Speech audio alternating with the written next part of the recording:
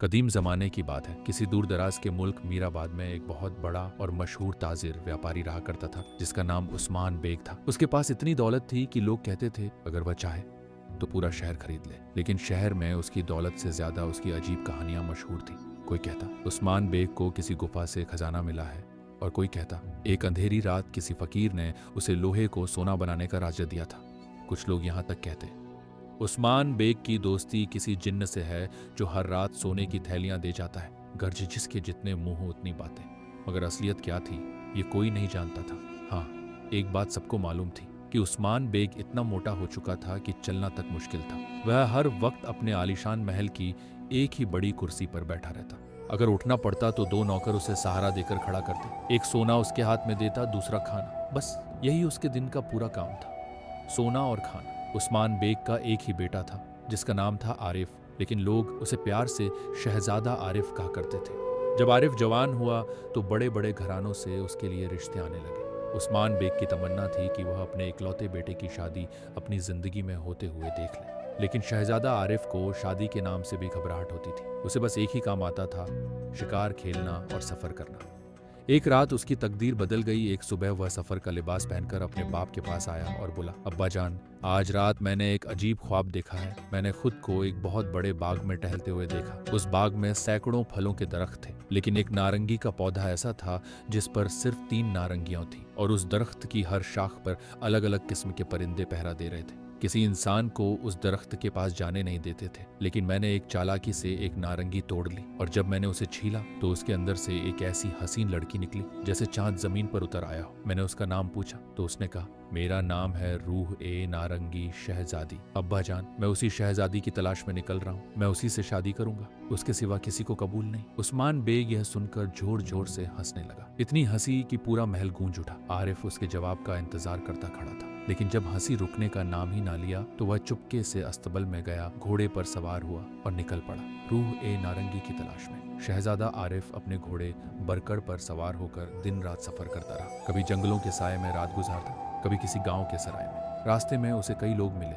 लेकिन कोई भी ऐसे बाग या ऐसी नारंगी वाली शहजादी के बारे में नहीं जानता था। बहुत दिनों तक भटकने के बाद वह एक ऐसे मुल्क में पहुंचा जहां दिन के वक्त सूरज आग बरसाता था, दोपहर में चलना मुश्किल हो जाता। एक दिन दोपहर के वक्त जब धूप सिर पर थी और जमीन तप रही थी, आरिफ को जंगल के करीब एक छोटा सा मकान दिखाई दिया। अजीब बात यह हुई कि उसका घोड़ा अपने आप उस मकान के आगे रुक गया, जैसे उसे भी वहीं ठहर जाने का इशारा हो। आरिफ घोड़े से उतरा, मकान के दरवाजे के पास आया तो अंदर से एक सफेद दाढ़ी वाला बूढ़ा आदमी बाहर निकला। उसकी आंखों में नरमी थी, कपड़े सादे थे, मगर चेहरे पर अजीब सी रौनक थी। आरिफ ने अदब से सलाम किया। बूढ़े ने मुस्कुराकर जवाब दिया और बोला, आओ बेटा, धूप बहुत तेज है, अंदर आकर साया कर लो। घर अंदर से बहुत साधारण था। एक टूटी फूटी चारपाई, एक पुराना सा चूल्हा, कुछ बर्तन और एक कोना जिसमें मिट्टी का घड़ा रखा था। बूढ़े ने उसे चारपाई पर बिठाया, घड़े से पानी निकाला, थोड़ी सूखी रोटियां, कुछ खजूर और दाल उसके सामने रख दी। आरिफ को बहुत तेज भूख लगी थी। उसने बिस्मिल्लाह करके पेट भरकर खाना खाया।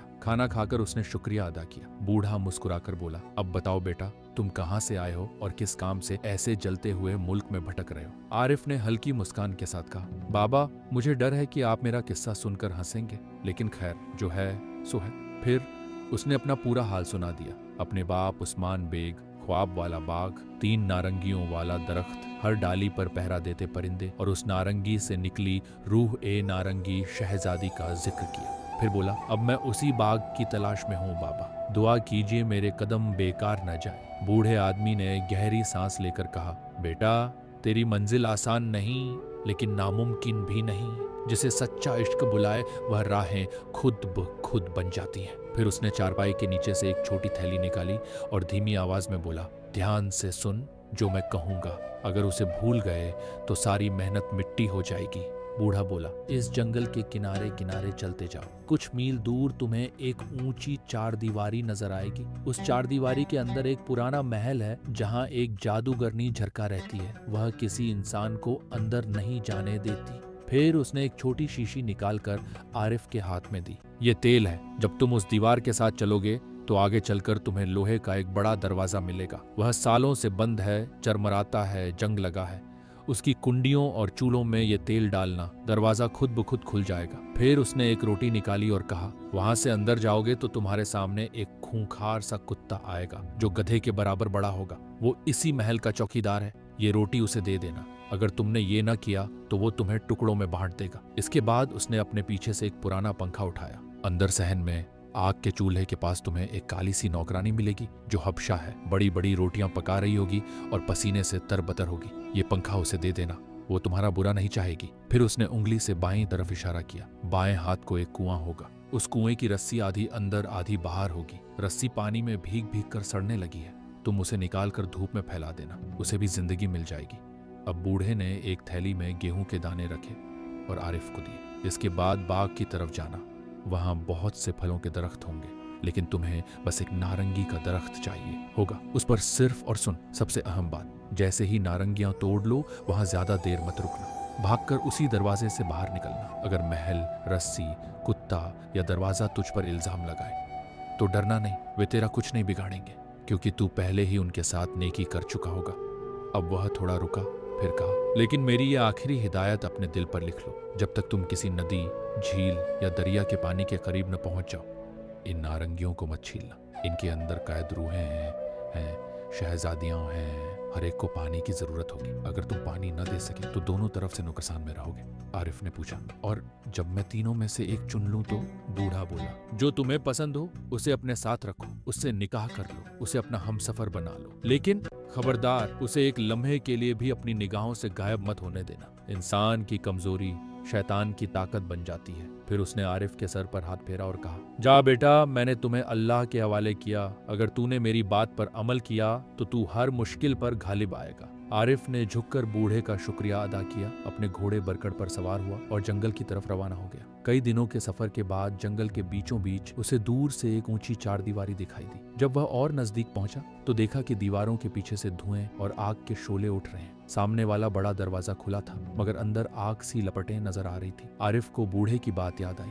वह दीवार के साथ साथ चलने लगा। काफी दूर जाकर उसे लोहे का बड़ा सा दरवाजा दिखाई दिया जो बंद था और जंग लगा था। उसने शीशी निकाली, तेल को दरवाजे की चूलों और कुंडियों में डाला। जैसे ही तेल अंदर गया, दरवाजे ने कर्र कर्र की आवाज की और खुद ब खुद खुल गया। जैसे ही आरिफ ने अंदर कदम रखा, अचानक सामने से एक ऐसा भयंकर कुत्ता निकला जो गधे के बराबर बड़ा और दांत खंजर जैसे तेज थे। आरिफ का दिल दहल गया। वह पीछे हटने लगा। फिर उसे बूढ़े की दी हुई रोटी याद आई। उसने फौरन थैली से रोटी निकाली, कुत्ते के सामने फेंक दी। कुत्ता गुर्राना छोड़कर रोटी खाने लगा और आरिफ जल्दी से अंदर की तरफ बढ़ गया। सहन में एक तरफ एक काली सी हबशा औरत बैठी थी, जिसके हाथ में जितनी बड़ी रोटी थी वह लगभग चक्की के पाट के बराबर थी। वह आग के पास बैठकर रोटियां बना रही थी। पसीना उसके चेहरे पर बह रहा था। आरिफ ने पास जाकर बूढ़े का दिया हुआ पंखा उसके हाथ में दे दिया। हबशा ने हैरानी से उसकी तरफ देखा, फिर पंखा अपने चेहरे पर हिलाया और पहली बार उसके होठों पर मुस्कान आई। आरिफ वहां ज्यादा देर नहीं रुका और बागर्ज की तरफ चल पड़ा। बाएं हाथ की तरफ उसे कुआं दिखाई दिया। कुएं की रस्सी सचमुच आधी पानी में भीगी हुई थी, आधी बाहर थी और सड़ने लगी थी। आरिफ ने उसे पूरी तरह बाहर खींचकर धूप में फैला दिया ताकि वह सूख कर फिर मजबूत हो जाए। अब वह तेजी से बाघर की तरफ बढ़ा।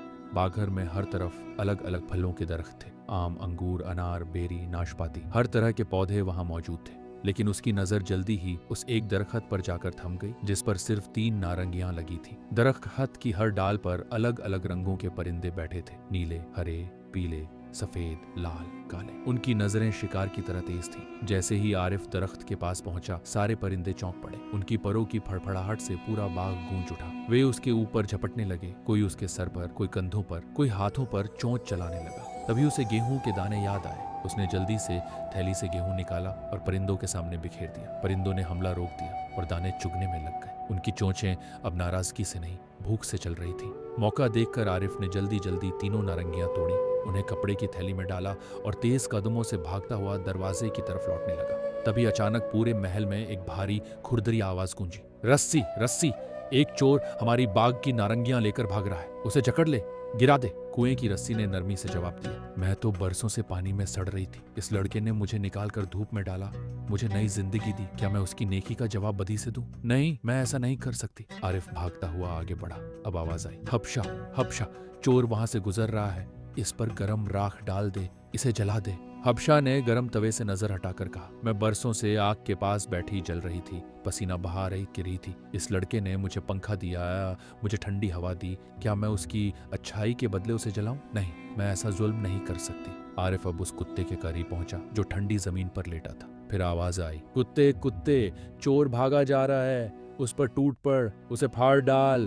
कुत्ता करवट बदल कर बोला, मैं तो बरसों से गली सड़ी हड्डियां चबा रहा था। इस लड़के ने मुझे रोटी दी, पेट भरा, क्या मैं उस पर हमला करूं? नहीं, मैं उसकी नेकी के खिलाफ नहीं जा सकता। आखिर में आवाज आई, दरवाजे दरवाजे, चोर भागा आता है, तू बंद हो जा, उसे कैद कर ले। लोहे के दरवाजे ने नरम आवाज में कहा, मैं बरसों से जंग खाकर कर आ रहा था, इस लड़के ने मुझे तेल दिया, मेरा दर्द कम किया, क्या मैं उसका रास्ता रोकूं? नहीं, मैं ऐसा नहीं कर सकता। और उसी वक्त दरवाजा पूरा खुला रहा। आरिफ बाहर निकल आया, घोड़े बरकट पर सवार हुआ और जंगल की तरफ भागा। थैली में 3 नारंगियां अब उसके साथ थीं और किस्मत ने उसके लिए नया मोड़ तय कर लिया था। दोपहर तक सूरज और तेज हो चुका था, रेत तप रही थी, पेड़ कम होते जा रहे थे। आरिफ घोड़े पर था, लेकिन प्यास इतनी थी कि उसकी जुबान तालू से चिपक रही थी, होंठ फटने लगे थे। वो चलता रहा, लेकिन कहीं भी पानी का निशान नहीं मिला। आखिरकार थककर एक पत्थर पर बैठ गया। उसकी नजर थैली पर पड़ी जिसमें 3 नारंगियां थी। उसे बूढ़े बाबा की नसीहत याद थी, जब तक पानी के पास न पहुंचे नारंगी मत छीलना। लेकिन प्यास, थकान और बेचैनी ने उसके होश पर पर्दा डाल दिया। उसने सोचा, थोड़ी सी रस वाली नारंगी खा लूं, शायद राहत मिले। उसने थैली से पहली नारंगी निकाली, छीलना शुरू किया। जैसे ही छिलका पूरा उतरा, अचानक उसके सामने एक बहुत खूबसूरत चंदौल, परिंदे जैसा रूप, जिसका चेहरा इंसान की तरह नाजुक, आकर बैठ गया। उसकी आवाज नाजुक थी। वह बोला, मुझे बहुत प्यास लगी है, अगर पानी है तो मुझे पिला दो। आरिफ घबरा गया। उसने इधर उधर देखा, लेकिन दूर दूर तक पानी नहीं था। मेरे पास पानी नहीं है, वह इतना ही कह पाया। चंदौल की आंखें उदास हो गईं। बेबा, बिना पानी के मैं यहाँ ज्यादा देर नहीं रह सकता। और ये कहकर वह धुएं की पतली सी लकीर की तरह आसमान में गुम हो गया। आरिफ को झटका लगा। अब उसे बूढ़े की बात याद आई, लेकिन उसने सोचा, शायद अगली नारंगी में वही शहजादी हो जिसकी मुझे तलाश है। उसने जल्दी से दूसरी नारंगी निकाली, छील डाली। जैसे ही छिलका उतरा, एक और चांदौल सामने आ बैठा, पहले से भी नाजुक और रोशन। उसने भी वही कहा, मुझे बहुत प्यास लगी है, अगर पानी हो तो मुझे पिलाओ। आरिफ की आंखों में लज्जत और बेबसी थी। मेरे पास पानी नहीं है। चांदौल ने गहरी सांस ली, फिर कहा, जिसको दुनिया में लाया जाए उसका हक़ भी पूरा होना चाहिए। तुम मेरी प्यास न बुझा सके, अब मैं यहाँ नहीं ठहर सकता। और वह भी हवा में उड़ता हुआ जंगल की तरफ गुम हो गया। अब आरिफ के हाथ में थैली में सिर्फ एक नारंगी बची थी। उसका दिल डूबने लगा।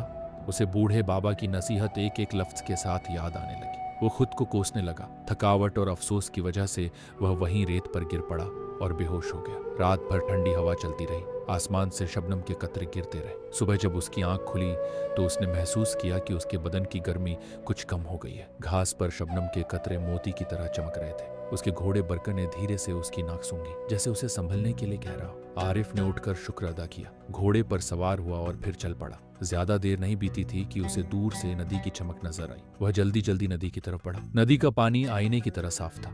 छोटी छोटी मछलियां पानी में तैर रही थीं, जैसे कांच के पीछे रेशमी धागे हिल रहे हों। आरिफ घोड़े से उतरा, दोनों हाथों से चुल्लू भरकर पानी पिया। प्यास बुझी तो उसने अल्लाह का शुक्र अदा किया। फिर उसने घोड़े बरकर को भी पानी पिलाया। अब वह एक सायादार पेड़ के नीचे बैठ गया। दिल में डर भी था और उम्मीद भी। उसने थैली से तीसरी और आखिरी नारंगी निकाली। इस बार उसने बहुत सलीके से धीरे धीरे उसे छीलना शुरू किया। जैसे ही आखिरी टुकड़ा छिलका नीचे गिरा, उसके सामने एक नाजुक सा चंदौल प्रकट हुआ, लेकिन इस बार उसकी आंखों में अजीब सी रोशनी थी। चंदौल ने नरम आवाज में कहा, मुझे प्यास लगी है, अगर पानी है तो मुझे पिलाओ। इस बार आरिफ के पास पानी था। उसने चुल्लू भरकर साफ पानी चंदौल के मुंह के पास किया। चंदौल ने उस पानी को पिया और पीते ही अचानक उसके शरीर से रोशनी निकलने लगी। हवा में एक हल्की सी चमक हुई और देखते ही देखते चंदौल की जगह एक बेहद खूबसूरत शहजादी उसके सामने खड़ी थी। उसके बाल सोने की तरह सुनहरे, चेहरा चांद की तरह रोशन, आंखों में समंदर की गहराई और बदन मोती जैसा नाजुक। आरिफ कुछ देर तक बस उसे देखता ही रह गया। शहजादी ने चारों तरफ हैरानी से देखा, फिर धीमे से कहा, 12 साल बाद मैंने आज फिर आसमान, दरख्त और पानी देखा है। आरिफ ने अदब से पूछा,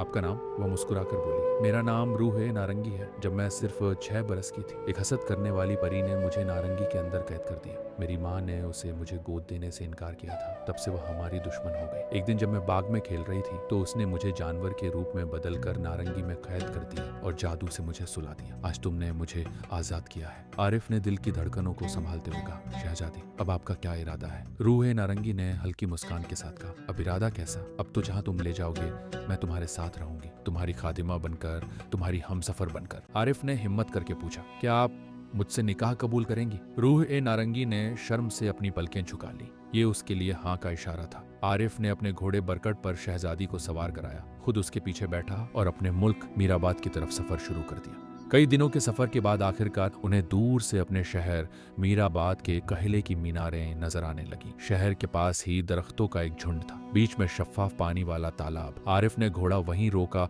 और शहजादी से कहा, हम अपने शहर पहुंच गए हैं, लेकिन तुम्हें इस हाल में सीधे महल ले जाना सही नहीं लगेगा। तुम यहाँ इस पेड़ के नीचे ठहरो, मैं महल जाकर तुम्हारे लिए पालकी, खूबसूरत लिबास और जेवरों का इंतजाम करके तुम्हें लेने आता हुआ।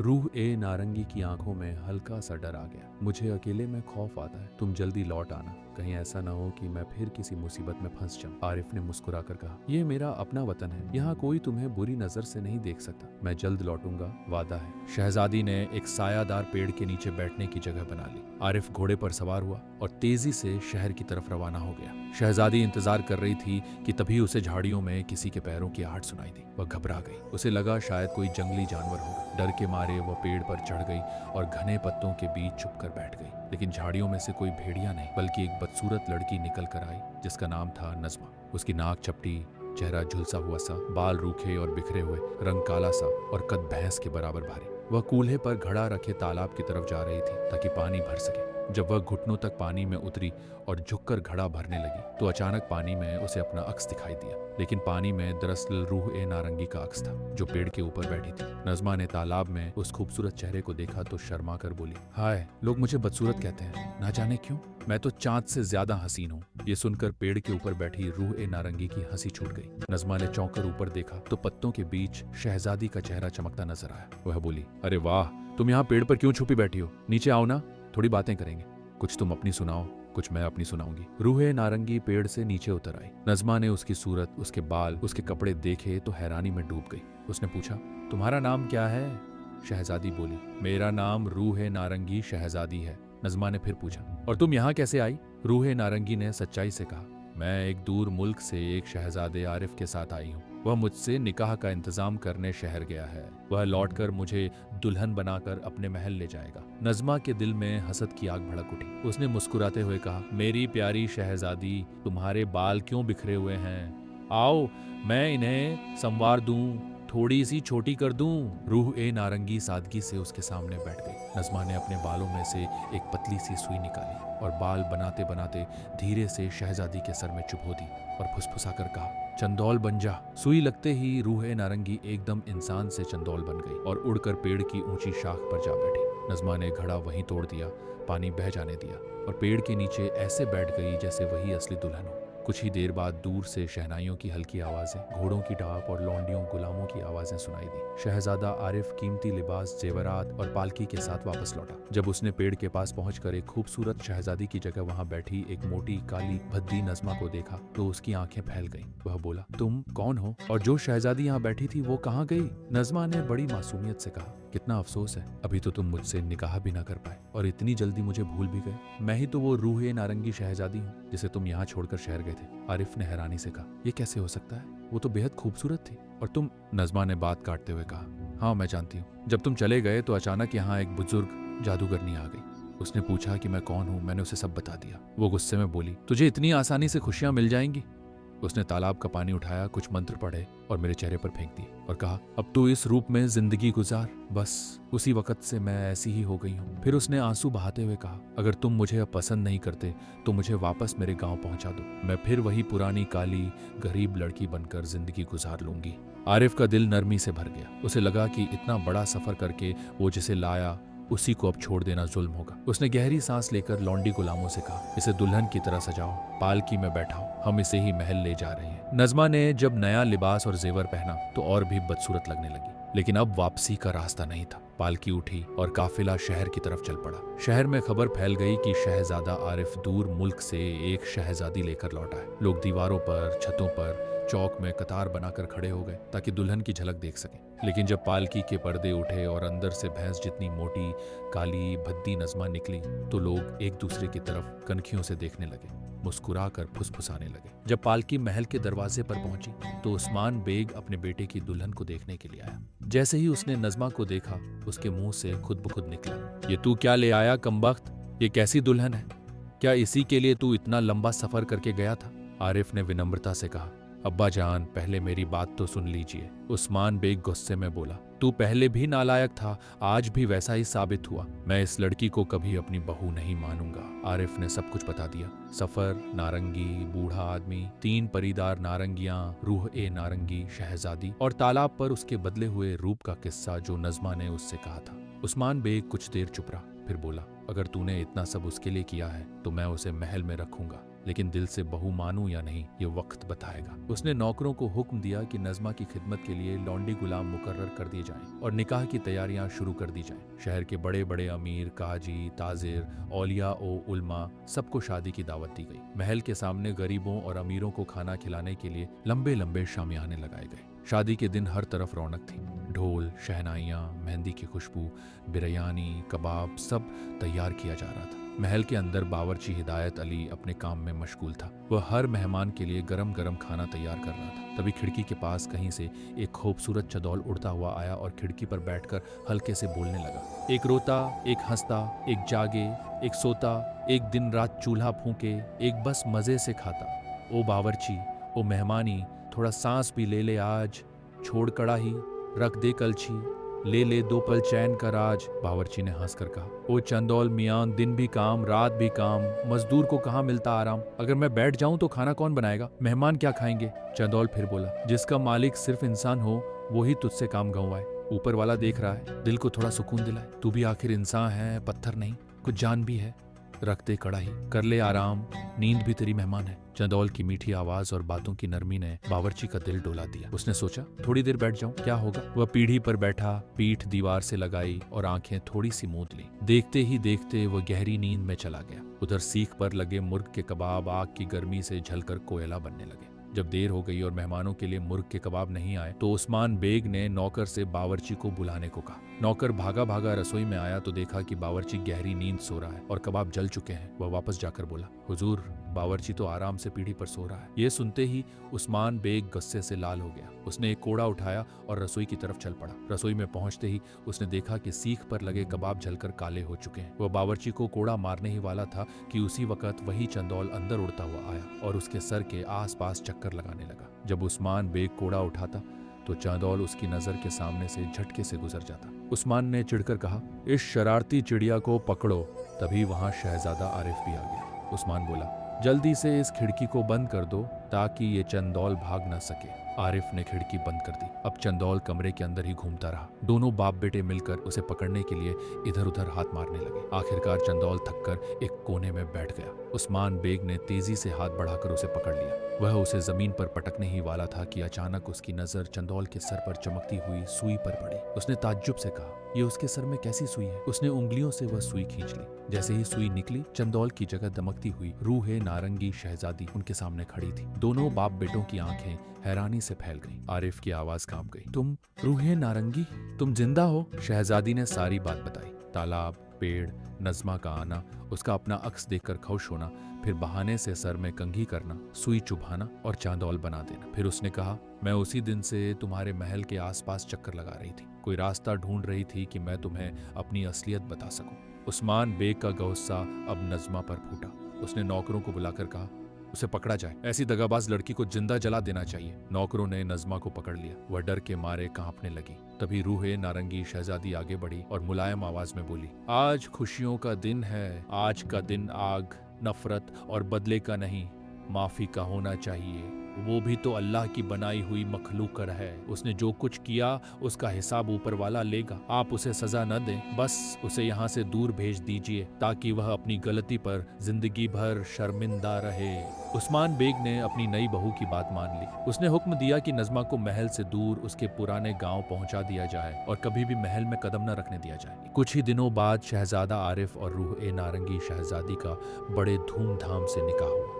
शहर के बड़े बड़े लोग आए, गरीबों के लिए खाने के बड़े बड़े दुरबार लगे, महल रोशनी से जगमगा उठा। उस्मान बेग ने अपने बेटे को गले लगाया और दिल से कहा, आज मुझे समझ आया कि सच्चा शहजादा वह नहीं जो सिर्फ सोने की थैलियां गिने, बल्कि वह है जो इश्क के रास्ते में हर इम्तिहान से गुजरकर अपनी मोहब्बत तक पहुंचे। रूहे नारंगी शहजादी ने आसमान की तरफ देखा और अपने रब से कहा, जिसने नारंगी में कैद करके भी मेरे लिए एक रास्ता रखा वही सच्चा मालिक है। आज मैं आजाद भी हूँ और अपने हमसफर के साथ भी। आरिफ और रूहे नारंगी खुशी खुशी अपनी नई जिंदगी शुरू कर देते हैं, जहाँ इम्तिहान तो है लेकिन भरोसा भी है, जहाँ डर तो है लेकिन साथ देने वाला भी है। प्यारे दोस्तों, उम्मीद करता हूँ कि रूह ए नारंगी की तलाश की ये कहानी आपको दिल से पसंद आई होगी। अगर आपको ये कहानी अच्छी लगी हो तो कमेंट्स में ज़रूर लिखना कि आपको किस हिस्से ने सबसे ज़्यादा छू लिया। बूढ़े बाबा की नसीहत, 3 नारंगियों का राज या रूह ए नारंगी की वापसी। हमारे चैनल दी स्टोरी पथ को सब्सक्राइब कर दीजिएगा, वीडियो को लाइक और अपने दोस्तों के साथ शेयर करना मत भूलिएगा। मिलते हैं अगली ऐसी ही एक नई कहानी में। तब तक अपना बहुत सारा ख्याल रखना। अल्लाह हाफिज।